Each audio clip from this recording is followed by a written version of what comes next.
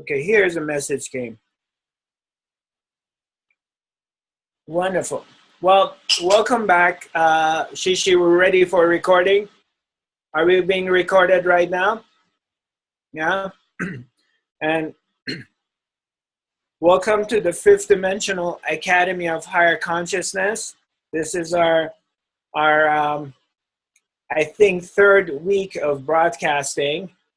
There is a question that somebody brought up. I think it's about astral traveling, correct, Shishi? Astral traveling? Yeah. Maybe later on you can read the question or send it to me so I can read it to everyone, and then I will answer it accordingly. But for the moment, is what I would like to share with you is the purpose of this academy and the work I do is,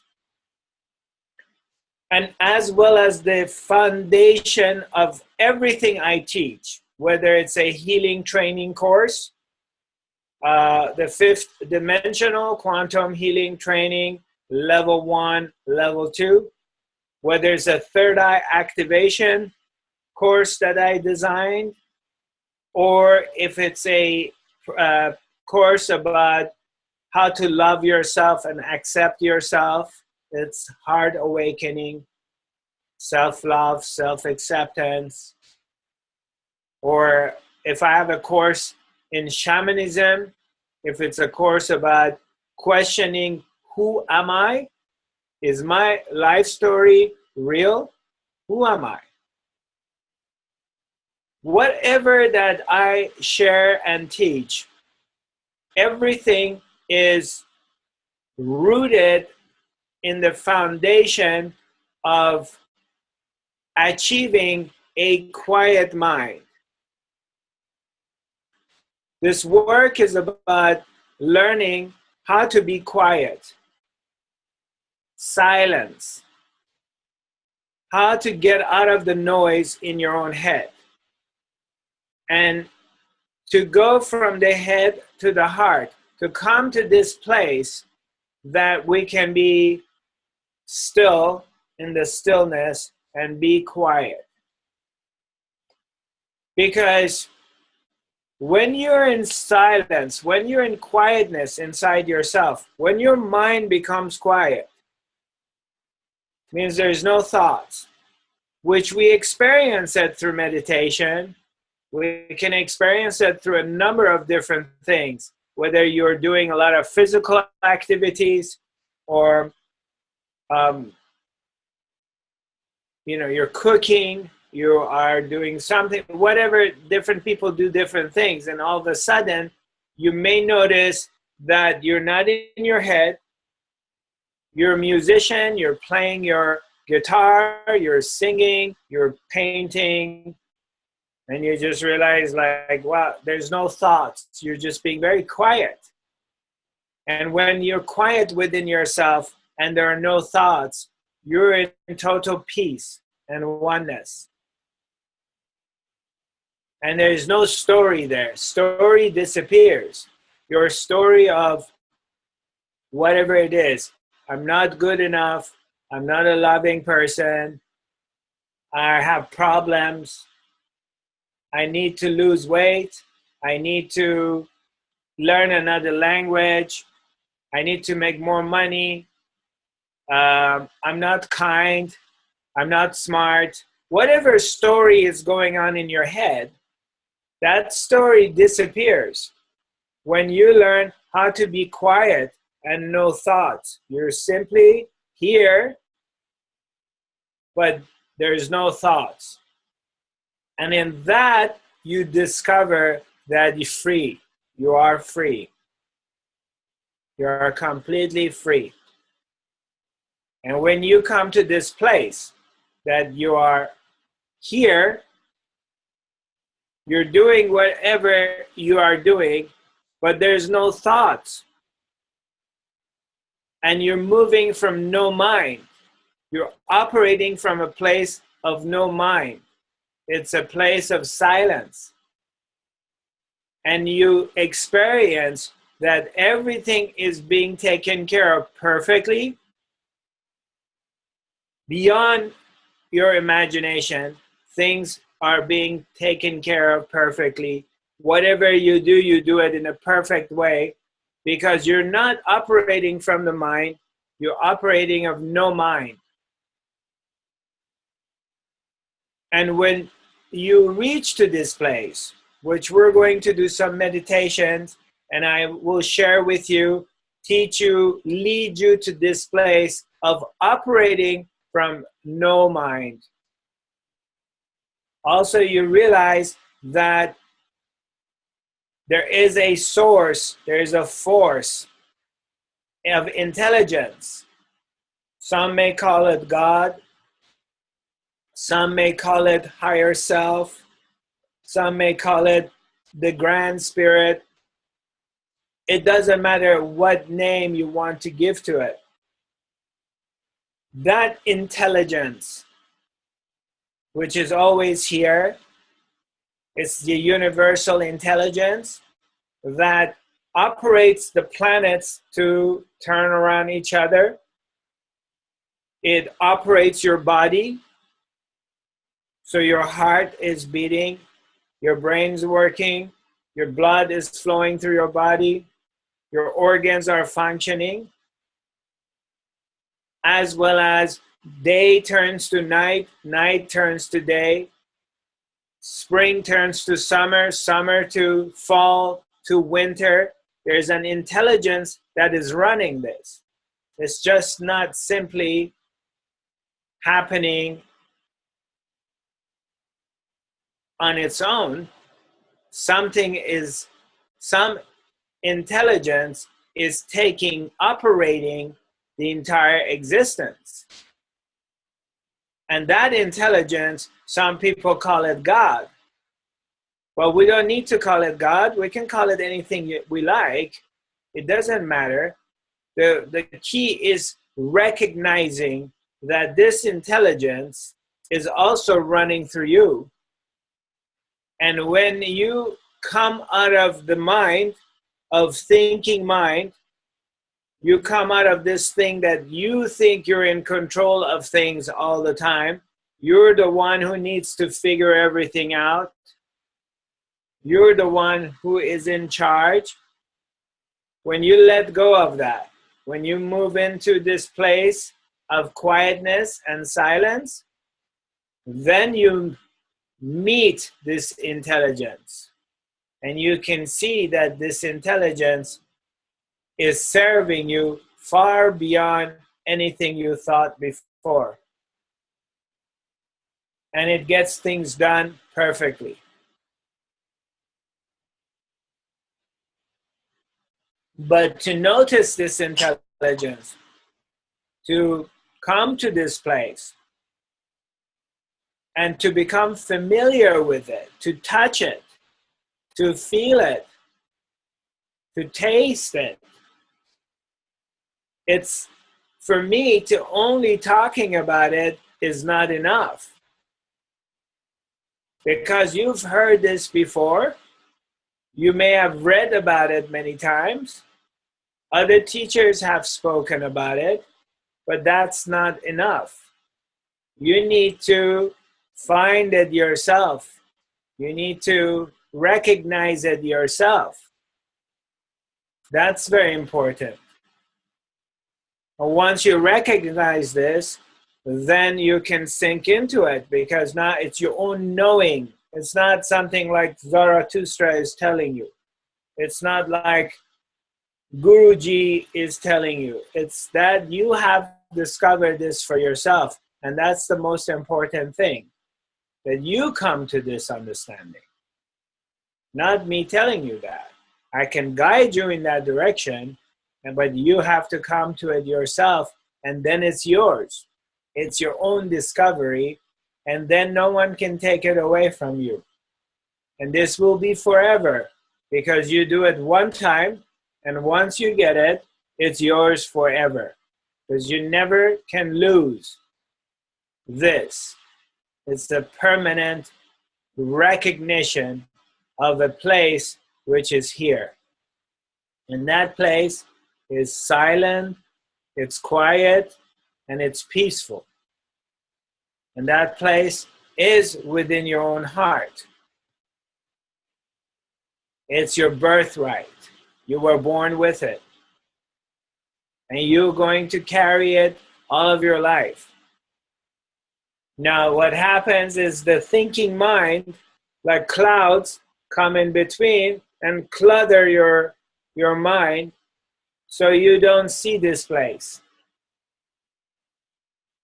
You don't feel it so much because of all these thoughts in your head. So then you don't recognize, you don't see the place. But once we move out of the thoughts, we push it away and we go to this place, then you're going to say, oh my God, this is it. And I want to stay here. I don't want to go anywhere. So what we're going to do is I designed some very simple meditations that doesn't require a lot of work. They're fun because in this path of coming to ourselves, we also need to have fun. Having fun, being playful makes it very easy to get to it. But if you're really serious and I have to meditate, I have to do this, or I have to do that, then it's very boring and very regimented. And your mind doesn't want to cooperate either. So you're going to find any kind of excuses to do something else but to do the work. But when it's fun and playful, who doesn't like to have fun and be playful? You know? We all want to have fun. I don't know of anyone on this planet, if you offer them, would you like to have fun? And they say, no, I like to suffer. Then they're sick. Mentally, they're sick. So we're going to make this very simple. We're going to do this meditation. Some of you are very familiar with it. It's called blah, blah, blah. What we're doing is we're going to flush our mind from thoughts. We want to empty our mind. So what do we do is you bring your attention on one point, you put your attention on your third eye, and we're going to speak a language you've never spoken. Whatever language that is, you don't have to think about it. It's blah blah blah blah.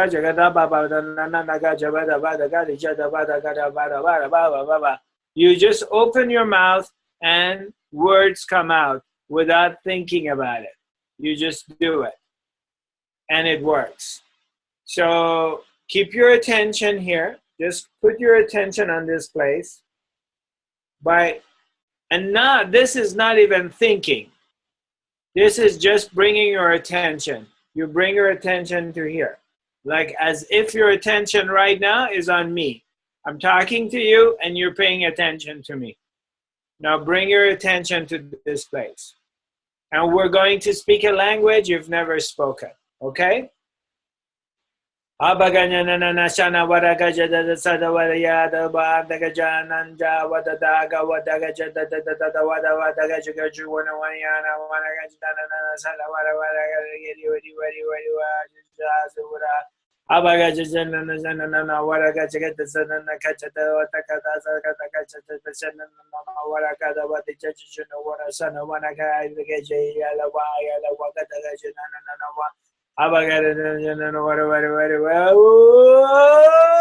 Take a deep breath. Keep your eyes closed and keep your attention on this point. Just simply have your attention on this point.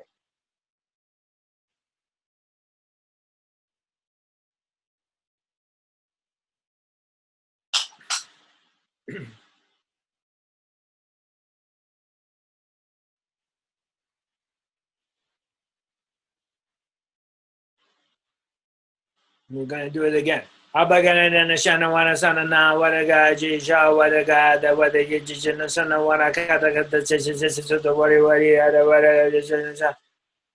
Oh, yeah, no, no, no, no, no, no, no, no, when I got you, what I got, just you, John, and I, John, I got you, why the shadow, so the water got a what he did, and what is just no one, what he got you, this and what I got you, took a what he had, and I got you, why, what it is, you. Shabagara Managana Namazana Chana Chana says the song when I catch a session, so anyway, I get you, what he what I got the catch again, and the son I want to catch it.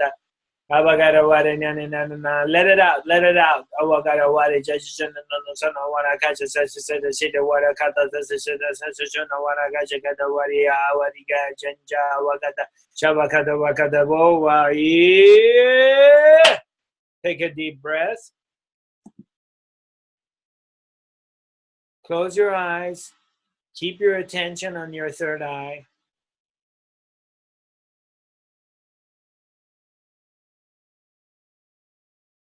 Breathe normally.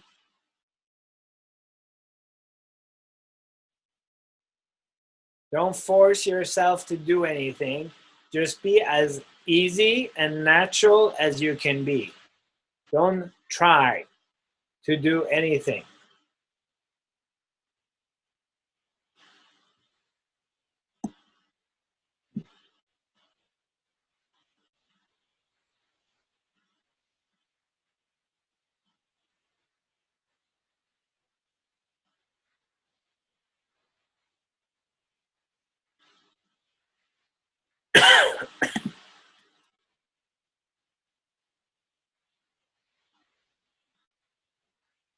The next meditation we're going to do is a laughing meditation. We're going to be laughing as you have your eyes closed, your attention on this point. We're going to be laughing. Even if you can't laugh, make yourself laugh. Just pretend like you're laughing. Laughing will come.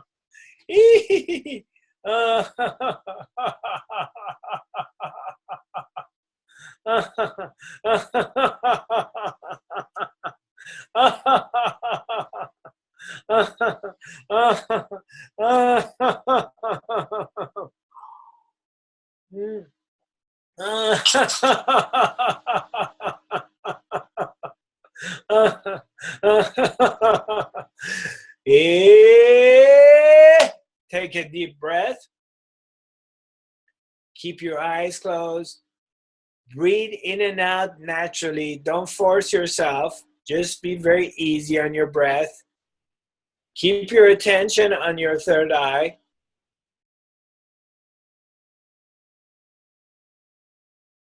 Put your hands on your heart. Feel your heart now. Your heart center. And repeat after me. I love myself. I love myself. I love everybody. I forgive myself. I forgive everybody. Because I'm love. Because I'm light. Because I'm God. That's why I love myself. And I forgive myself. Ah. Take a deep breath. Stay in your own center. You can see that your meditation is getting deepened. You're becoming more quiet and more centered.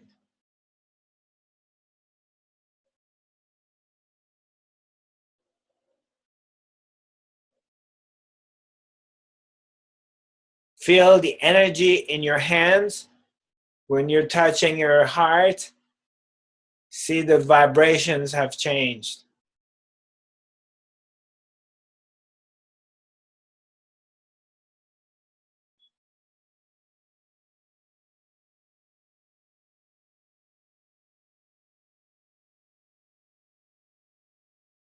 A total calmness has taken over. As some of you may feel like you're about to fall asleep.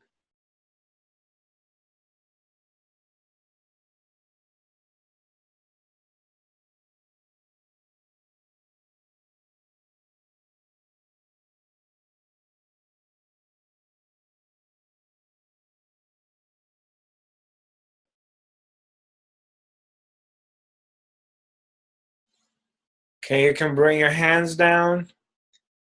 And one more time, we're going to do the laughing meditation.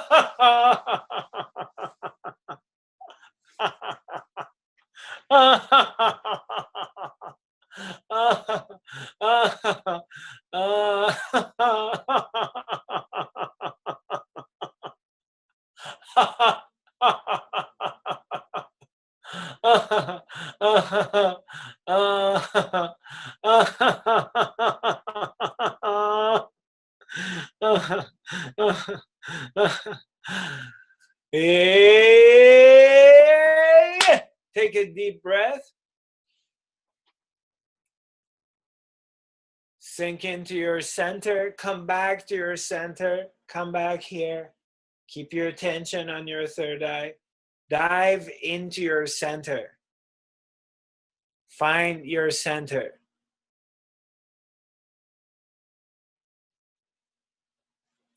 And repeat after me. If you put your hands on your heart and keep your mind, this is a great opportunity for you to let go of your ideas of yourself or your parents or your family or people who've done wrong to you. This is a good time to forgive yourself and to love yourself. This is your opportunity right now, and go for it. I love myself. I love myself. I love everybody. I forgive myself. I forgive everybody. Because I'm love. Because I'm light. Because I'm God. That's why I love myself. And I forgive myself. I say yes to love. Yes to love.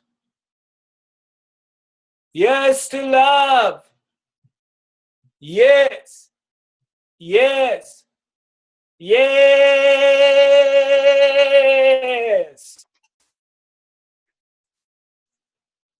Take a deep breath and come back to your center.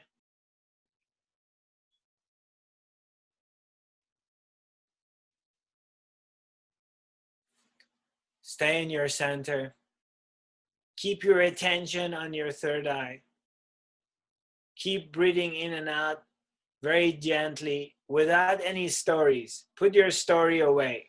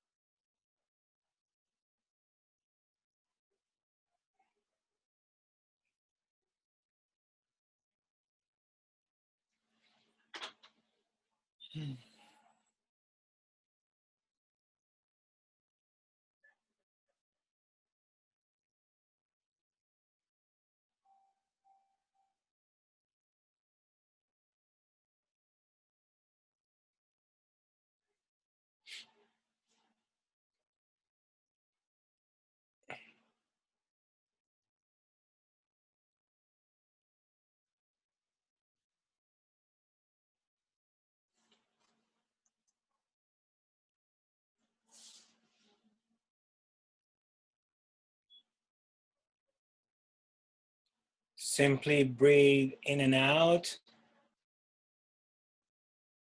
without any agendas, without any trying to get to anywhere or doing anything. You're simply allowing for the universal intelligence to show itself to you.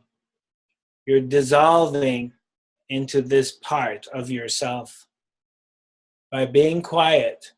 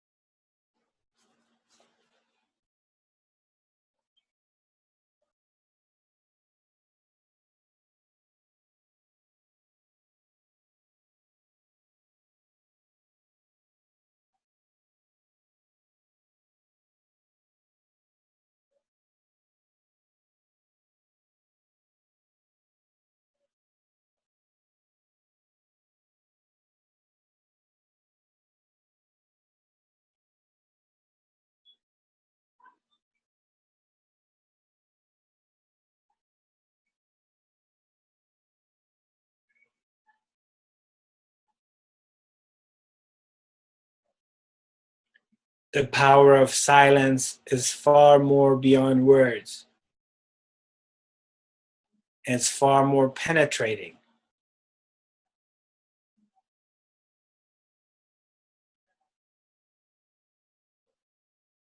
Silence is the very foundation of who we are.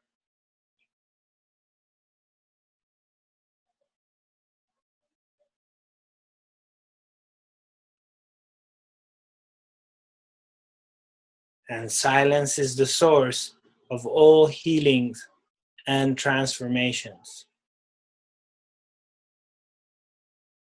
Anyone can speak, but few could be silent.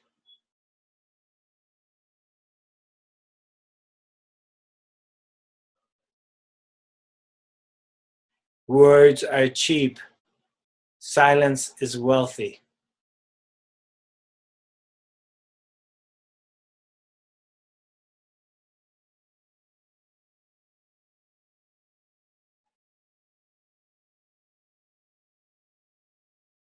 Words can come out of your mouth or rear, but silence comes from your heart.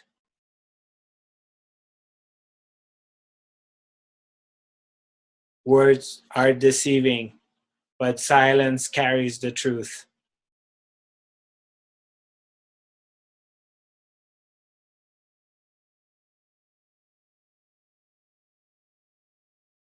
Words could be hurtful and painful.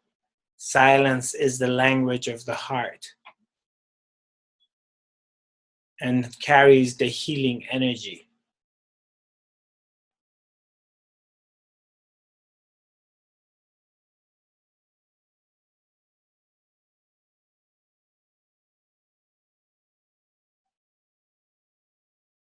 Words could be transformative, while silence is transformation.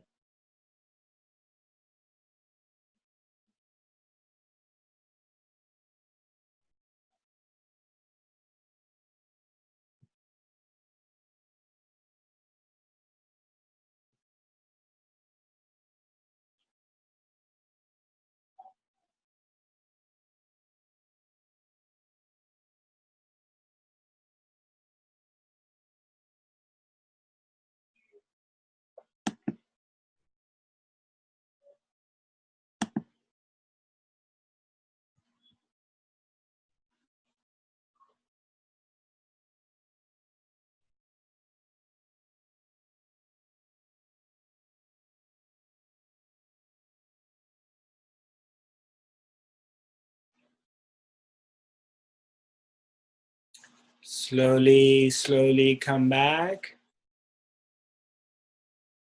Come back here.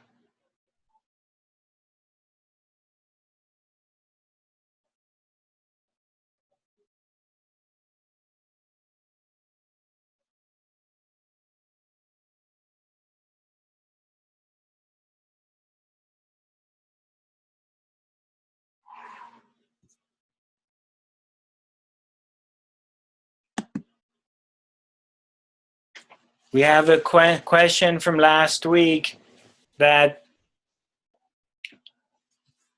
somebody sent us a message, and the question is, they asked me to talk about near-death experience and out-of-body experiences, understanding of this and treatment. Is there any way, technique, any technique to stay grounded, to help me and my mind stay in the body after such experience? So, yes, there is methods. If any of you happen to have an out-of-body experience for whatever reason, whether you're doing spiritual work or you just happen, for whatever cause, reason, that you are out of your body and you have a astral projection. A lot of us have that when we're dreaming, and we've traveled to far, far away lands, and some of these dreams are extraordinary and different than a normal dream, because it's very vivid, very lucid, and very clear that you're really living it in that moment. Sometimes you just have dreams that they're not significant. Your mind is busy, but there are times that it's very clear that you are somewhere and doing something, and you have some contacts. And you always know the difference. But that is when you're flying in the air. You have dreams that you're flying, you're being transported to another planet, another civilization, those kind of things. You know it for yourself. I don't need to explain it. You can tell the difference. And that is some kind of out-of-body travel. And sometimes in your conscious mind, you're aware, you're awake, and all of a sudden it's possible that you get out of your body and float over your body and go to other places. Some people have those experiences. Although it's a wonderful experience and it's really nice, but that not necessarily bring you peace of mind. And it's really not the goal of what we're doing here. That is a spiritual experience, which is wonderful, but that does not necessarily brings you to silence and brings you to inner peace and brings you to ultimate happiness. Okay? I want to be clear about it. Spiritual powers do not necessarily bring happiness. They can also bring misery with them. So anyway, but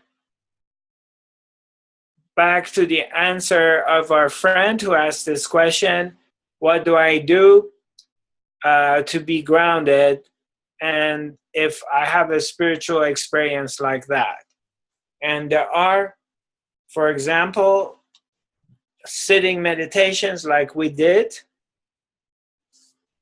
and as well as connecting to our root chakra. Is one meditation, probably I will be doing it next week, is that you imagine from your root, very root chakra, and your legs, you have developed roots in the planet of Earth. Okay? Just imagine that for a moment. Just for 1 moment, close your eyes and just see that from your torso below up to your belly button, from there down, you are like a tree and you're rooted in the planet. Can you see that? Raise your hands. If you just let me know you see it. You see that? Okay. Now you're this big tree. You can come back and look at me. And there's a big storm. There's a lot of air and storm is trying to push you, but you're so rooted in the planet. If you look at big trees with a big trunk, the trunk is not shaking. When there's a storm coming, the trunk of a tree doesn't shake. Its leaves and smaller branches are all shaking, but the trunk of a tree doesn't shake. So you do this meditation, you see you have rooted in the planet. And as you see your roots in the planet, then you simply breathe in. As you breathe in, you see that green light, the healing energy of the planet is coming into you through your roots. You bring it up and you breathe it out and it goes out. And it just, in the form of a spiral, this is spiraling out of your crown chakra. And that's a strong, powerful meditation to get rooted to the planet and get grounded. Now, next week, if you remind me, I may forget, but remind me and I will show you that meditation and we do it together. And this is how you stay grounded. Is there anyone having any question?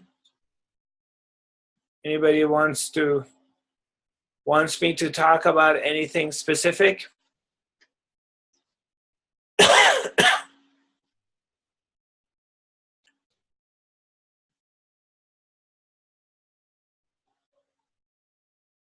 Now let me ask you this. Do you feel calmness? Do you feel this meditation we did together? Did it help you to kind of get out of your thinking mind and come to your center?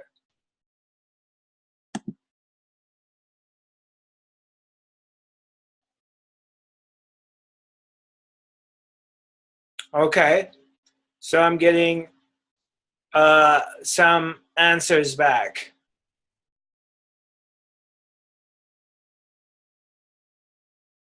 Okay, someone brings this up. I have been pondering on free choice versus free will. I think we went through this past 2 weeks. I don't know if you've been with us last 2 weeks that I talked about it, right? So you still have questions about it. You're still kind of struggling with this issue.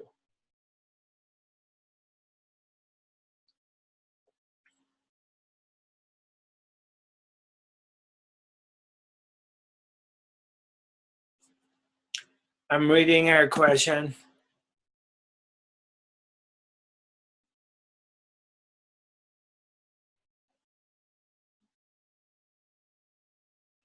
There is, okay, so she's asking that if there is a difference between will and choice. There is no, my dear, difference between your will and your choices. And there is no difference between your will and choices and God's will and choices. There is only one will here, and that will wills through everybody. When it all depends where you are in your level of consciousness. When your consciousness is like this, and you think everything you see, you touch, you taste, you're encountering in life, when you really think all of this is real, this is the only reality that exists. Like most people on the planet, we call them the mainstream people. People who don't believe in God, don't believe in spirituality. They think this is hocus pocus and waste of time. They believe that life is about going out there, making as much money as possible, and collecting more possessions, buying homes, cars, getting married, having kids, being a good patriot, and then you get retired and then you die. Or you go to church or whatever. And that's the belief system. And maybe you all have grown up from families come in this belief system. You may be the only one that you are the black sheep in your family. Is there? Let me tell you, how many people think you're different than your family? You're completely different. And everyone in your family is really believes in the masses, how the masses believe in things. So we all are the black sheep of our family. So we don't fit in that system. We don't, because we've been touched by the spirit. We've been touched by something which is bigger. And we're pulled in this direction. And we're curious about these questions. Ordinary people, mainstream people don't ask these questions. They don't ask about who am I, where do I come from, is there free will, what happens to me after I die, are there other worlds, is there something as past life. They believe in what they've been told through their Bible or Quran, their religious books, or they don't believe in anything. Money, dollar sign is their God. They're worshiping dollar, worshiping money. Or they're worshiping a God that's been given to them by religion. But anyway, so what we're saying is pure BS to them. But what I'm saying is, what brings us to this path? What opens our consciousness? What makes us become different? What makes you be interested in what I have to say today? Why aren't you doing the same thing as everyone else is doing? Something has pulled you in this direction. Something has made you interested in this topic: spirituality, self-realization, self-discovery. Something has brought you here. And what is that? When you didn't know about this, then how could you do it? Was it your choice? Was it your free will? When you didn't know anything about this, how did you decide you want this? Or this, something pulled, something triggered you to come in this direction. Just one moment, I'm going to read one question is here.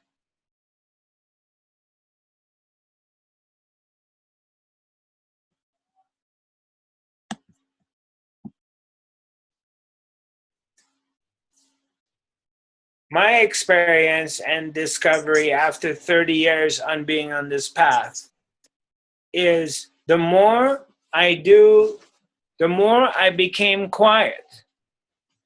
The more I did my meditation or whatever I did, the more I moved from this place, which is questioning things, is wondering, it's rejecting some ideas or accepting some things. It wants to figure things out because all of these things happening in my mind. I'm thinking about, is there free will or not? I'm thinking about what is God. I'm thinking about where do I go after I die. These are thoughts coming to my mind. These are thoughts coming to your mind. But they're thoughts coming to your mind.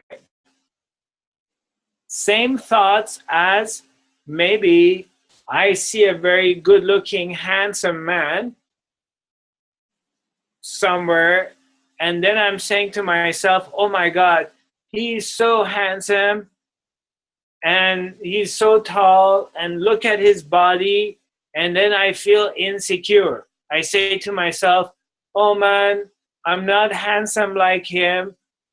He's much better than me, and I feel insecure and inadequate. And that's a thought, isn't it? I'm thinking somebody's better than me, and I'm inadequate. That's a thought happening in my head. Or some of you may not love yourself. I've met a lot of people who have very serious issue with self-love. A lot of people I meet, they hate themselves. Where is this hate or anger or distaste coming from? Where is it? When you don't like yourself, what happens? How do you know you don't like yourself? Does somebody come to your house, bring you a letter every day from Department of Self-Hate, and gives you a letter, and you read you read this letter, I am ugly, I'm not good enough, I'm not worthy of love. Does somebody give you a mail every day? Postman comes and gives you a mail? Or you simply think that. You think you're not good enough. Or somebody tells you, maybe your sister, your dad, your mom is abusive, and they tell you, hey, you're ugly, you're stupid, you're not good enough. Maybe somebody told you this at one point. But most of us, during our daily life, nobody comes and tells us that we're not good enough, we're ugly, we're stupid, or whatever. That's a thought is going in your head. You're thinking to yourself that you're not smart, you're stupid, you're ugly, you're not good enough. That's a thought. Now, how worthy, how valuable is this thought? It's a thought, isn't it? What about you think about, I want to have a piece of pizza. I really want to have a pepperoni pizza. Yeah? Look at you guys. Smile on your face. I want a pepperoni pizza. I want some chocolate. I want to go out and have fun tonight. Isn't that a thought in your mind that I want pepperoni pizza or I want to go have fun? And isn't that a thought in your mind that I'm not good enough, I'm ugly? And isn't that a thought in your mind, do I have free will or do I have free choice? Isn't that a thought? It's a question in your mind. It's another thought. What's the difference between a thought that I want to have pepperoni pizza, or I am ugly, or do I have free will? They're all thoughts, aren't they? Is one more significant than the other one? Is one thought more worthy than another thought? They're just simply thoughts passing through your head. That's all they are. When you're quiet, you practice silence. When you become quiet, means you're not thinking, but you have come to this place. Like what we did earlier today when we did the meditation. And you sink into this place. And there's no thoughts. And when there are no thoughts, is there a problem?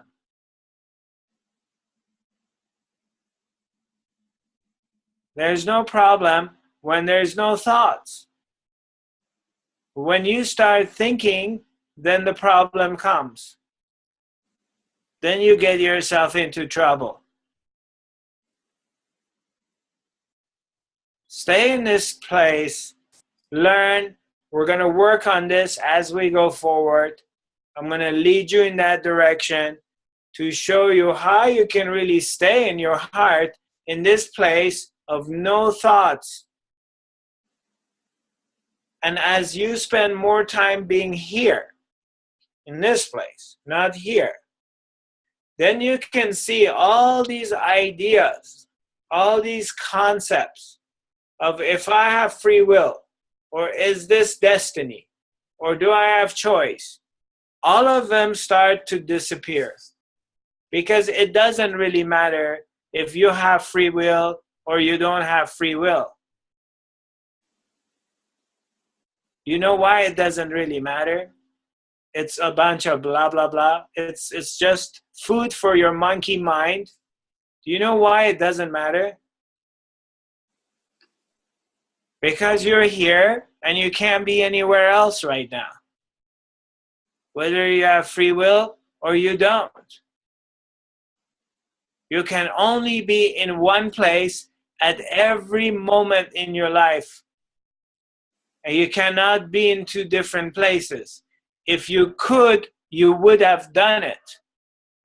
But you don't. And you don't know of anyone who can. You can only be in one place at any given time in your life. Whether it's your free will or if it's your destiny, it does not matter. You cannot be anywhere else.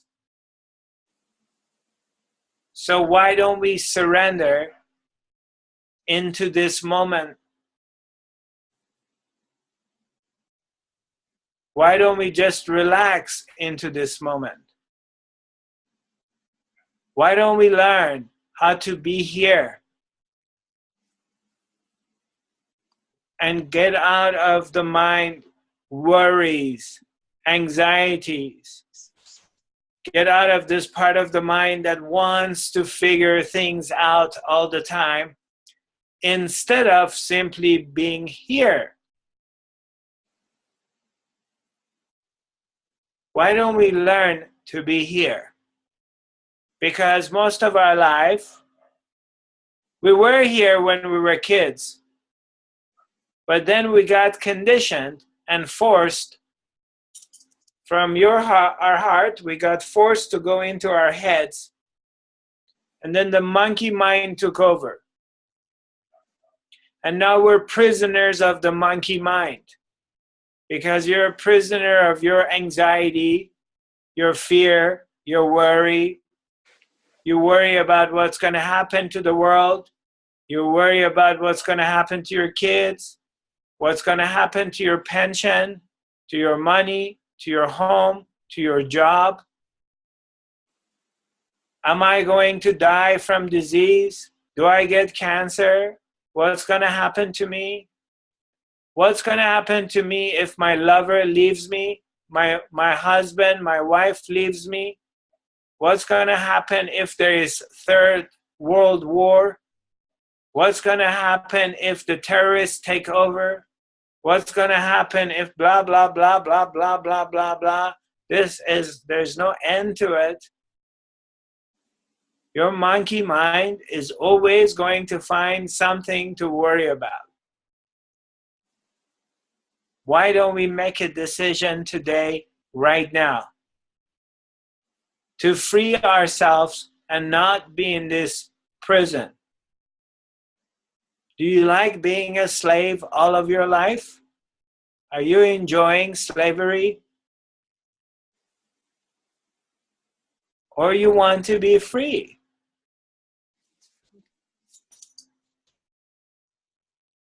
If you want to be free, then there's only one way for your freedom, is to free yourself from the monkey mind.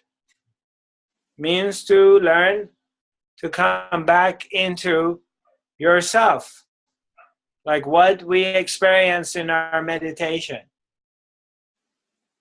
Because when we were doing our meditations, in 10 minutes, you went from the monkey mind into your heart. You came to silence. You came to your being, and you started to feel the bliss. You started to feel your being. And this is all it's about. Come to your being. The more you're here, the freer you are. You get out of here and go up there, you're gonna suffer. Because here, it's all about ups and downs, ups and downs. When things go your way, you're happy. When things don't go your way, you're miserable. And that's not freedom, that's bondage. Okay? I know some of you send me some messages, and I will look at them. And Shishi, is there a way to save these messages? Well, there are no new ones from my end, but you have yours that are private messages I can't see. Maybe you can, I mean, the only one that was public was Rosalie wanted to talk about orbs, but the rest I can't see that you got. Right. So what I'm going to do is I'm going to copy paste them, and then I look at them. If there is a message I need to talk about next week, then we talk about it, because we've run out of time. There is a couple of messages I like to share with you. It's very much possible that we change our time. I'm thinking about maybe moving this academy to 10 o'clock in the morning every Tuesday, and I would be extending the time to 1.5 hours. So, but we're going to inform you and put it up either through email or on Facebook, and let you know about the possible changes. I thank you all for showing up, sending you lots of love and light. Those of you who are in Scandinavia, I will see you soon. I've made some changes. I'm going to Sweden first for the expo in Stockholm, which is going to be April 1st and 2nd. And so you can check on my website, Zarathustra.tv, about the changes we've made, and and feel free to contact me and be in touch with me. Is there anything you want to share I missed to say, Shishi? No. Those meditations we did, they're potent, they're powerful. Do them if you feel like it. If you need help, I have these meditations for sale. You can order them through my website, and there's 6-step meditations, and everything is designed to take you from the monkey mind and to bring you to your heart. This recording will also be available on YouTube, and then you're welcome to check it out if you want to go through it again, as well as we'll post it on our Facebook, and it will be in my website. I send you a lot of love and light, and I look forward to seeing you next week. Okay. Namaste.